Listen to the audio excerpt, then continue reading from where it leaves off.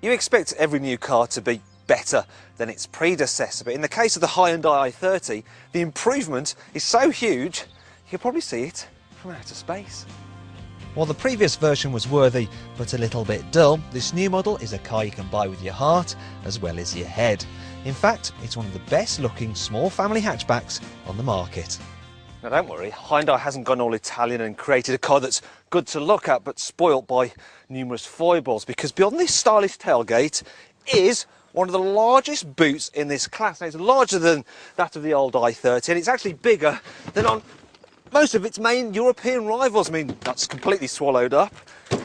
And if you want to carry larger items, you can fold down the rear seats and they lie, look, completely flat. Now, I must point out it does have a bit of a lip there, which does affect practicality slightly, but I'm going to forgive it for that if I can fit my huge snowboard bag in lengthways. So let's have a go.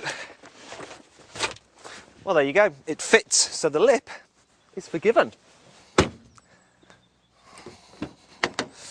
The i30 is also great for carrying rear passengers. For starters, it's got nice wide rear doors, and once again I can use my snowboard to illustrate that because I can just slide this big bag out through the gap. There you go. Now I'll just put the seats back and show you how much space we have back here. Right, there we go. Now look at this, right? Absolutely loads of knee room, sufficient headroom, and the seat is nice and wide, which means you can carry 3 people if you need to. And even the middle passenger does have somewhere to put their feet because the floor, well, it's almost completely flat. And handily, there's some door bins as well for your bottles of water. But what about practicality here in the front? Well, let's see. Big bottle. It fits into the side door bin. We've got a couple of cup holders here and more storage space underneath the centre console. The glove box is a decent size and it's chilled by the air conditioning, and there's a large central cubby as well. And all this is superb if you want to turn your i30 into a mobile drinks vending machine. Do you know what? I think we've gone through all the classic car buyer practicality tests and this Hyundai has passed them with flying colours. The i30 also passes the equipment test, as all models get air conditioning, USB input and Bluetooth as standard. However, the best thing about the interior is the way it looks and the way it feels. You've got soft touch materials here on the dash and the top of the doors, and all this helps make the car feel like a quality product. In fact, I'll let you into a little secret, right, because there's a rumour going round that some Volkswagen executives have been overheard talking at a motor show about how good the quality of this car is, and in fact they've said that the Golf could learn a thing or two from it. So if you ever encounter some Hyundai haters, you can always silence the badge snobs by telling them that story.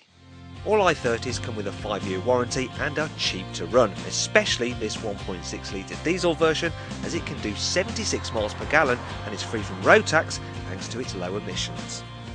Okay then, so this Hyundai is affordable, but then you kind of expected that, didn't you?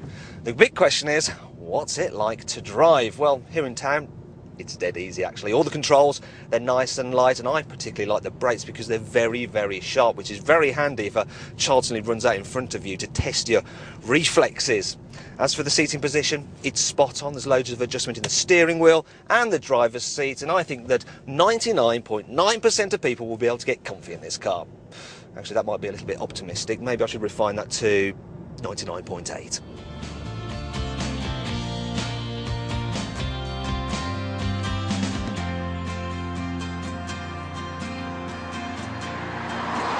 The i30 doesn't just impress in town though, it's also at home on the open road. For instance, the cabin, it's well insulated from outside noise.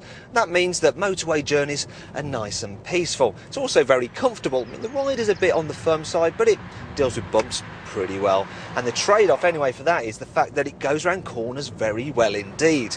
That said, I've never described this car as particularly fun to drive. If you want a car that's going to put a smile on your face on the twisty bits, then you're going to be better off with a Ford Focus.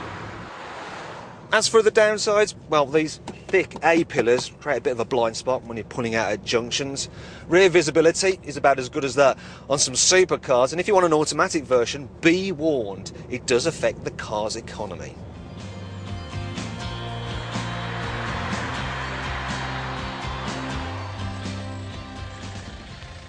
There are some other issues too. For instance, Hyundais don't exactly have the best residual values in the world, and you normally expect them to significantly undercut the competition. But this model is almost on a par with its European rivals.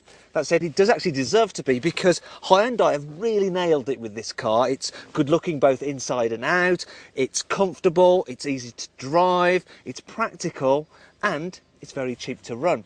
And that's why we've decided to name it our Car Buyer Car of the Year for 2012. Enough said.